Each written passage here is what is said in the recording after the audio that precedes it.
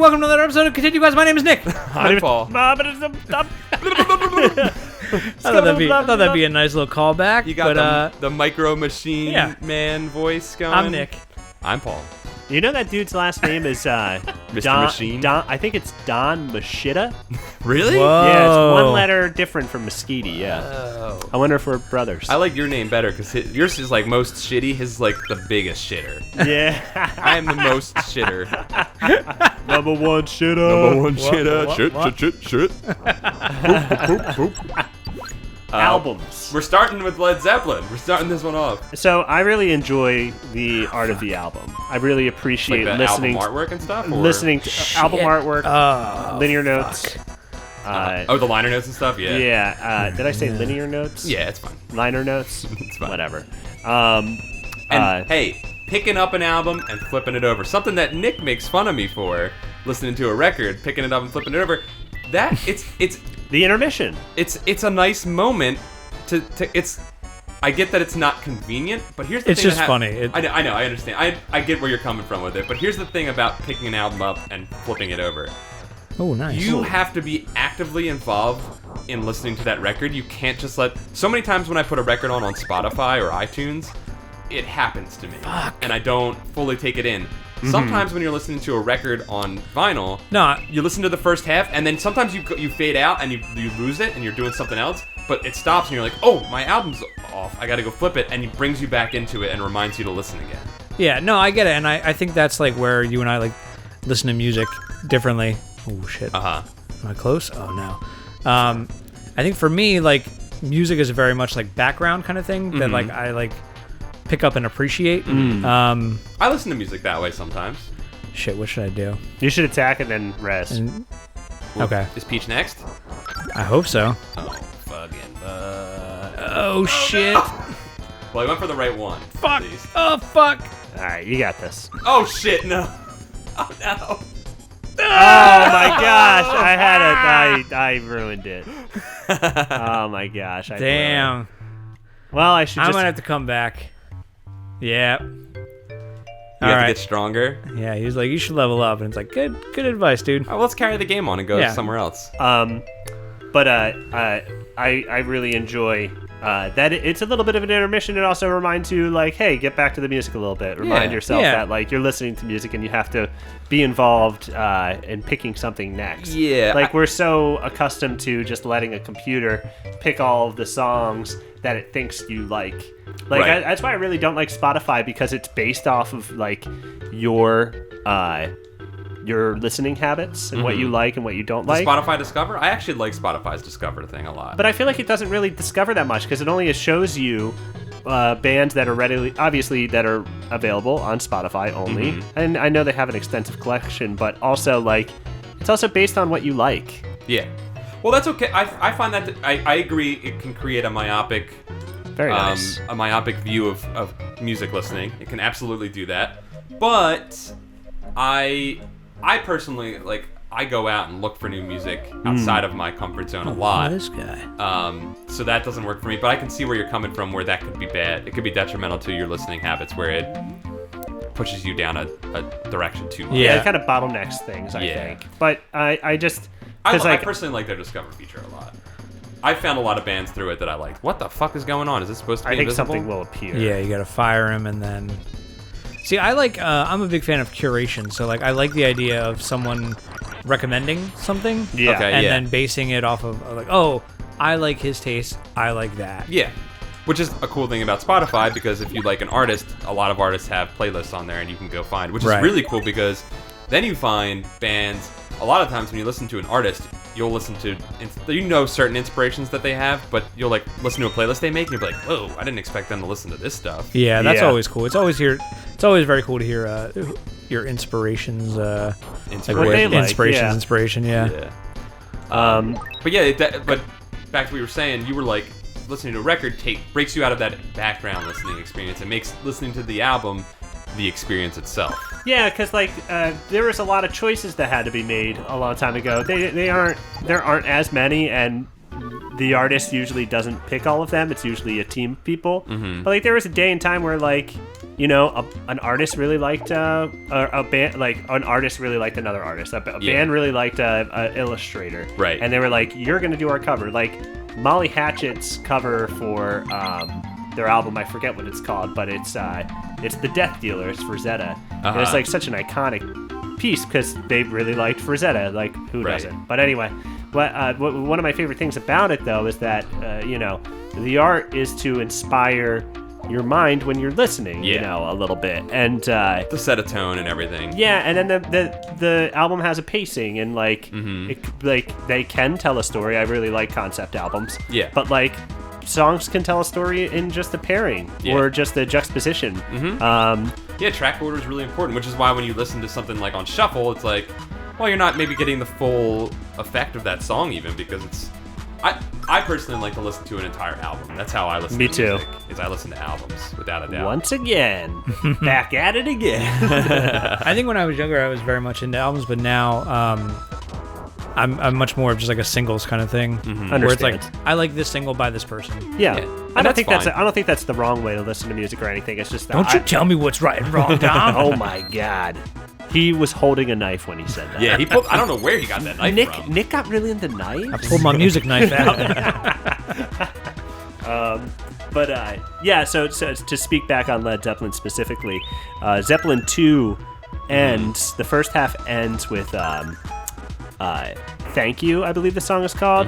It's like that soft guitar. It's like if the mountains crumbled, you know. Do you know what song I'm talking about? I like Led Zeppelin 2 a lot, but I don't know. I've listened to it not vinyl enough to realize which one is the album break on it. But it's a real slow song, and it even comes back. It goes away and it comes back for a couple of seconds.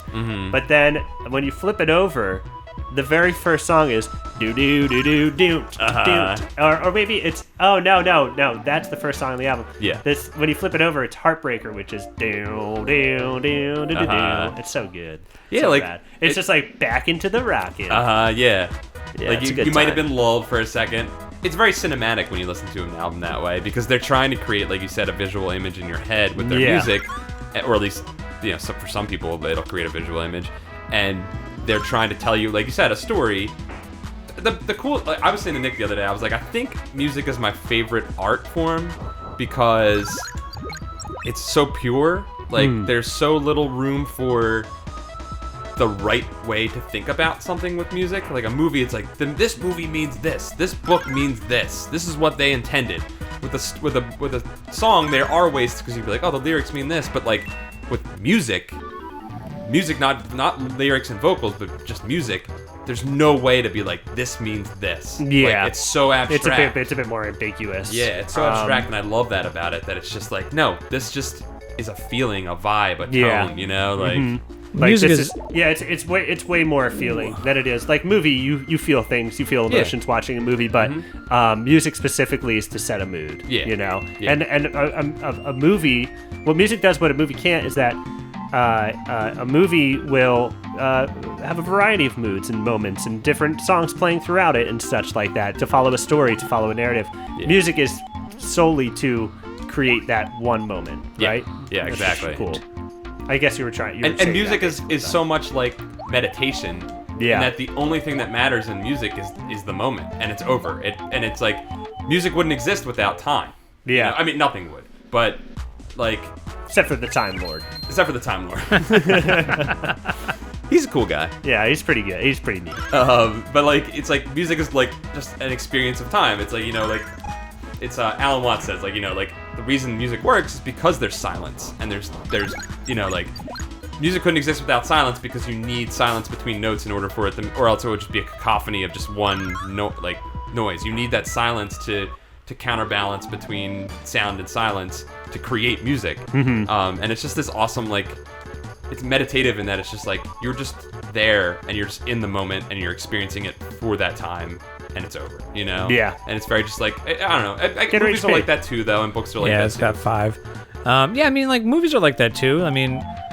And books, and everything, every experience is like that. Well, no, but what you were saying about, like, the spaces in between, like, movies wouldn't exist without persistence of visions. Like, you know, there's like there's the parts where Jesus Christ, I mean, I don't know what it is. There's the parts where like the shutter is off, and that flickering is what makes, it takes you to this kind of like dream state kind of thing.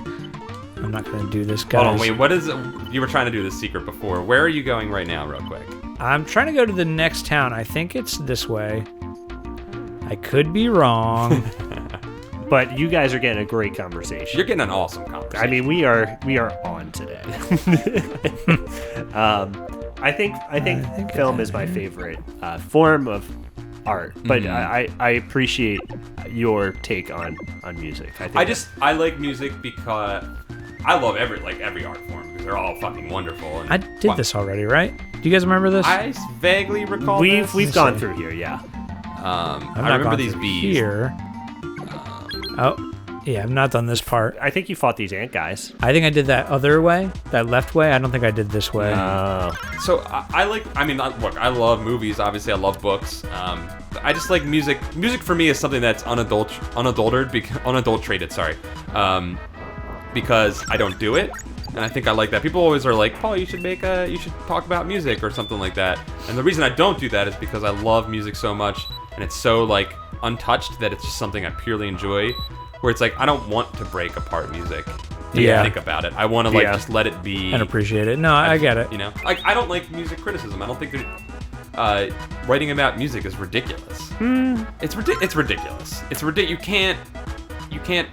I think you can talk about music in the way that we were just, and like have an interesting take on an album. Right. I think, but you mean to like rate it or be critical of an artist? I think you can rate. I guess you can rate it, but I don't know, man. It's just something that's just like it's just like you can compare it to other works and try and say it's better or worse or whatever.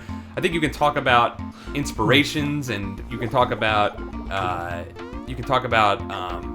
what it means in the artist's body of work or like what they're going through right now or like. That's the only time that I find writing about music interesting is when you hear about what that artist was doing at the time or what was going on in the world at the time and like what they were trying to do with their music. That's when I find it interesting, but I don't like when people are like, this chord progression's just not as good as the other ones. It's like that's not music. You don't talk about music that way. Like that's. I not get this guy. I feel like people can't help themselves but to go ahead and compare like that. Yeah. We were just talking about it for a while. Not everyone liked Hateful Eight. But Hateful Eight was really good. Like I think it's a really good movie. Yeah. But like you can't help but compare it to his previous it's not work. Pulp Fiction. Yeah. Right. It's not. Right.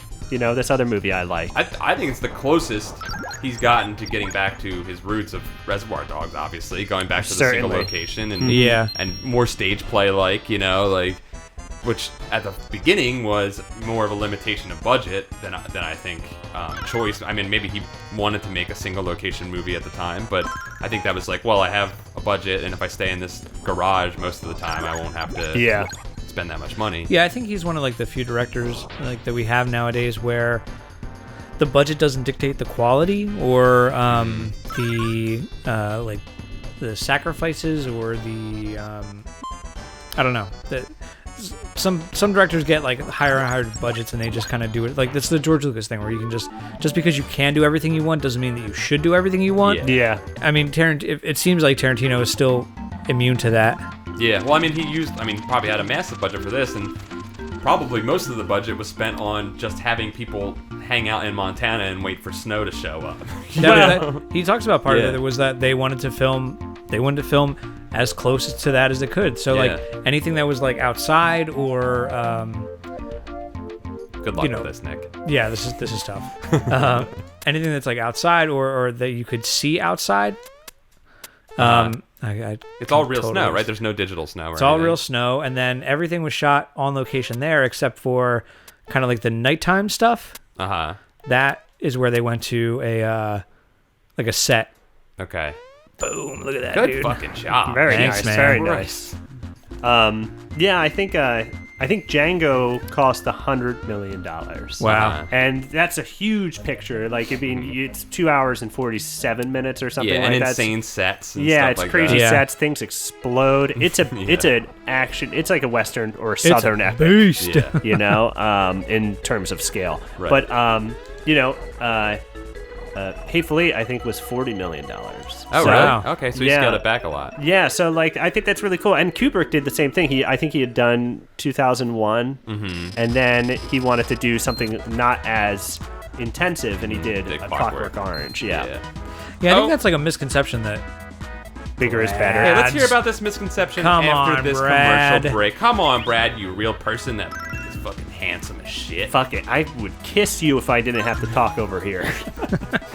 We'll be right back. Hey everybody, welcome back to Talking Over Dumb. But because he interrupted me, I don't want to kiss him, Brad. Yeah, because he's got a rude attitude, and I don't like it. Yeah, lighten up. Speaking of kisses, that thing just kissed me. That kiss Bowser. Sick fucking that purple monster. Yeah, circle lips. Tube lips. We were saying, I believe, Nick, I jumped to a conclusion here, but you were saying bigger is not always better, right? Yeah, I think most people, and maybe even like some directors, like assume that each movie is going to like scale up with like their budget and their production and stuff. And I think it's really nice to see some movies kind of take that step back, and it's like Django's like an adventure. Django's like an odyssey, you know, and it takes you like all over the country. Yeah. And it was cool to see like, okay, I'm gonna make this movie about people in a room. Yeah, and that's it. Yeah, and that's what, it's like cool because Quentin Tarantino movies are super character based. Like, they're very like it's all about the characters. Like we said, like you spend a lot of time with them, so that when these horrible events unfold, you really care. And like that's what's cool about that movie, especially, is it's like I don't need to go to crazy locations because I'm gonna make this fucking thing tense just through insane dialogue, you know? Yeah. Which, like, we were there watching the movie, and some people got up before it was over. Oh, when I saw it with you. Yeah, it was so nuts. They get people shot. They're like, well, they're reading the fucking Lincoln letter at the end. It's like a great character moment where they're reading it together. And it's like heartbreaking almost. Yeah. And well, I think it is. It's pretty sad. We didn't spoil anything, but like they're reading the Lincoln letter at the end. That's all. And they got up during that. It's like, what the? I'm saying to Nick, when I saw Star Wars, over. I saw Star Wars and people walked out after the Death Star exploded. Death Star 3 exploded. And I was like, are you fucking kidding me? like it's not like a baseball game. It's not like it's not like the parking lot is gonna be out of control at the movie theater. Yeah. Well, not everyone. I guess that's the frequent reminder that we have where we go, are you kidding me? Is this happening? So not everyone is us. Right. It's true, like not everyone is somebody who appreciates all these different aspects of filmmaking. I think people look at it's like a time waste. Going to the movies is just a time waster. Yeah. It's like Friday night. Let's just go. I'm bored. Let's go. Let's just go to a movie. Have something go inside my brain. No, that's not what it is. No, it's you treat it with respect. It's a piece of art, man. Same with video games. Yeah. People are like, this one wasn't fun enough. It's like your video game gamer voice. This one wasn't fun enough. I just see a tit. I got my boner all hard. I just see one tit. Hey, one, not I'm mad. Tit in there. Yeah, but no, video games are the same way. Like, I've been thinking about video games a lot, and the fact that there's not enough. Undertale was a cool video game in the sense that it was a video game about video games and talking about the experience of playing video games. And that's what the video game world needs. The problem with video games is it's all about having fun. So it's like when you don't make one that's fun, when you make it where it's more artistic and it's supposed to like be self-referential, it's like, well then are you doing the point of a video game?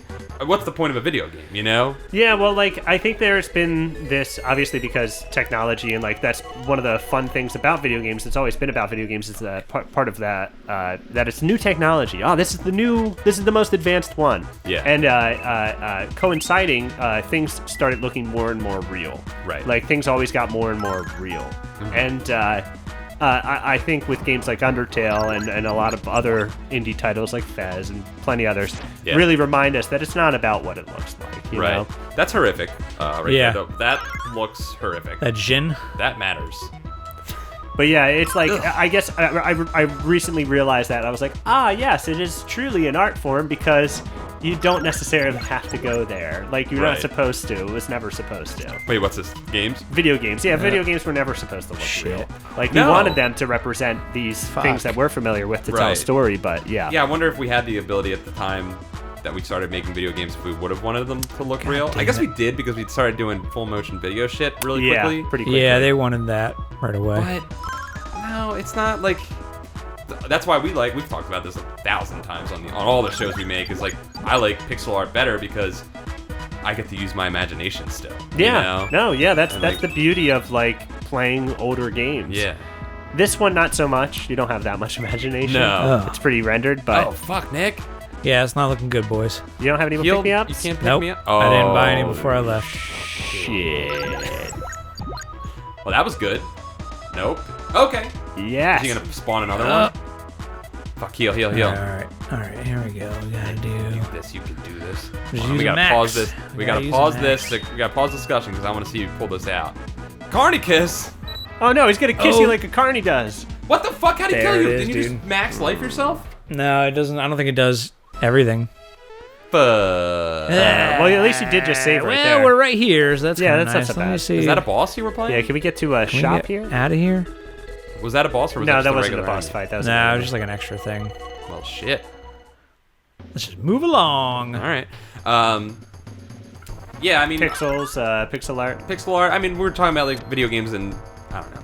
I don't want to get into our video games art thing, but I just have been thinking about it a lot. Well, they are. I mean, there's no discussion. Yeah, well, absolutely. But like, I think we're gonna have to sacrifice some fun to have some more artistic video games. It's like watching an experimental film. Like, they're not fun.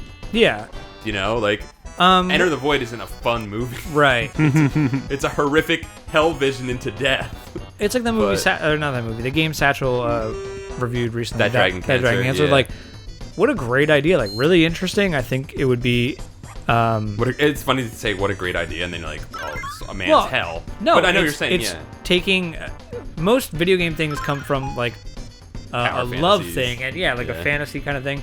I'm not saying that this game didn't come from, like, a love point of view, Oh, it but definitely did, yeah. It definitely did, but it taking a horrific event and making something positive out of it, making positive art out of it. Mm-hmm. You know, so it's interesting.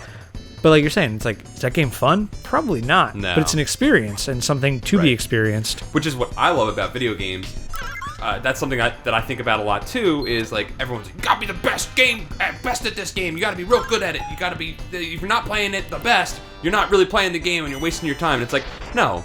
When I sit down to play a video game, when I sit down and I want to play Fallout 4, I don't want to go in there and fucking min-max my character and come out fucking kicking ass. Sure, I want to do well and I don't want to lose a lot, but I want to go in and I want to exist in a world that I'll never be able to exist in. Yeah. You know, that's what I want, and that's what that Dragon Cancer is like. I don't want to ever exist in that world, but existing in hell there no. is going to make me grow as a person because Yeah. I'm going to maybe gain some empathy for people that I've never dealt with before, or a life experience I've never dealt with if before. anything, movies and books and you know, certainly other art forms too, give us experiences that we may never have living our regular lives. Right. It's a torrent of information and emotions that we could never hope to feel. Like, I don't know what it's like being trapped in a cabin with 8 other people. Yeah, right. But now I know what a situation like that would be like. Right. Yeah, like a tense situation of deceit. Right. Yeah. You know, like I can't tell you the last time that I was trapped in a room with 3 people who wanted to kill me. Right. And I think But I could feel the emotion and I could be scared for the characters. Yeah. Sure, yeah. I mean, I think that we gravitate toward violent and scary moments because they're probably the most unfamiliar to us. Well, Jason's your dad, so. Yeah, that's true. And he God. doesn't want to kill me, so real I'll never Jason? experience that. Yeah, a real Jason's my dad. Yeah, what the hell? You figure Dad will take you out killing sometime. Yeah, that's the rite of passage. It looks like that hatchet fell real close to the tree. Oh, you know it's a good game you should play is Brain Scan. It's called Existence. Well, here's a question: is that mentality of got to be the best, want to play the best? Is that a reflection of our times? Like, I don't know. Look at how Yeah. people's like vernacular. Oh yeah. The worst X, the best Yeah. X. You know, Right. the best ever. You know, Right. are we just at like the top and nothing else will suffice except the absolute extreme of Yeah. whatever we're talking about? Yeah, well, it's like that capitalist teaching where it's like you got to be the best at it. This Yeah. is the way it goes. It's like there is no sense in just getting by Right. or just experiencing it. You should probably beat it as much as you can. Yeah. You know, Right. Which is okay. That's an okay way to go Yeah, about that's fine. things. Yeah, but like later in my life, I've really realized how much more enjoyable video games are as like a thing I spend, I don't know, a tenth of my time on. Right. Yeah. You know? Yeah, that's the thing. Like, being a completionist, totally cool, and I understand why people like, hey, taking something. Video games are fun. Yeah, and dominating something and being like, I'm gonna be. I mean, you're more like that, Nick. Yeah. That When I play a game, I go in all the way. Yeah, and I'm more of like, I'm a hummingbird. I like to be like, I'll experience this. But when a game is... You're a channel flipper. Yeah, I'm a channel flipper with video games. But when a game's really good, then I will do that. You know, when a game really, enamored, like I'm really enamored with a game, like I'll be like, this is the one that I'm going to go in on. Yeah, you're right. I'm very, like, selective when it comes to it, but when I do, like, pick one, I go in, like, all the way. Yeah. You know? Even if you're not that, like, even if you're just like, this is good, you'll, I just like, want to still see do it. it. I think it's just like the movie mentality. It's like, I don't want to watch half a movie. I want to see it to the end. And right. See what it has to offer all the way. Well, some games in the completionist aspect, I totally understand. Like this one, maybe? Like this one, maybe. But like in a way that a mountain climber wants to climb Mount Everest. Right. You know, I want to do the biggest one because that's my hobby. Like recently I played through, I guess it's been months now, but like I was like, Ninja Gaiden, what's that about? It's a tough game. People said it's a tough game. I want to beat the whole thing. Yeah. And it was very satisfying. But it really wasn't too much of my time. Yeah, that's the type of gamer you are too, though. You've always been like I'm going to beat this game type of gamer. Like that's absolutely... I totally... That was how I approached every game. Nowadays, I can totally just leave a game and just not care. Yeah. Like I played through some of Witcher, maybe like 20 hours or something, and then I kind of got bored with it. Yeah. And then Fallout, the newest Fallout, I was playing through it, and then I just got to a point where I was like, I don't really care.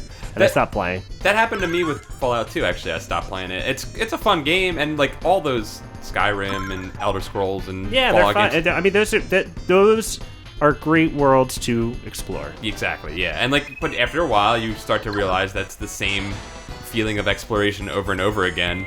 And also, sometimes the same buildings over and over again. And the same voices over and over again. And the same character models over and over again. Thank you, kind sir.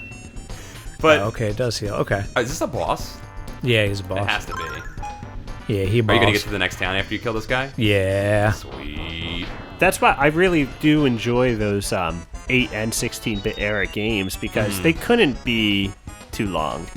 But they could, like, Chrono Trigger's a pretty long game in the 16-bit era. Those were the RPGs were their way of, because they could just make it a long grind. Yeah. It was the same gameplay pretty much the whole time, so they could elongate it, you know? Well, I wonder, I still feel like we're not to a point of, like, total immersion. Like, it never feels like you forget you're playing a game. Like, the worlds never feel... Well, we're getting there now, right? I don't mean, like, a VR sense. I mean, like, you're just aware, like, when you hear a guy say the same thing, it's like, okay. Yeah. That's the amount of lines that they've recorded for this, and that's it. I feel like that's... that always sticks out to gamers as a funny thing, but it's something they identify as... like, you know, peeking through the curtain a little bit. Yeah. Like, little things like that remind you that you're playing a video game. Right, and those are, for some people, and probably most people, unwelcome reminders that you're playing a video game. Definitely. And they're like, oh, man, you're pulling me out of the immersion. You're pulling me out of the immersion. It's like, yeah, I could see where they're coming from. Funny story about those games, Skyrim, Elder Scrolls. We were talking to Chad on Goosebuds about this, and he said he worked at a recording studio when, I think they were doing...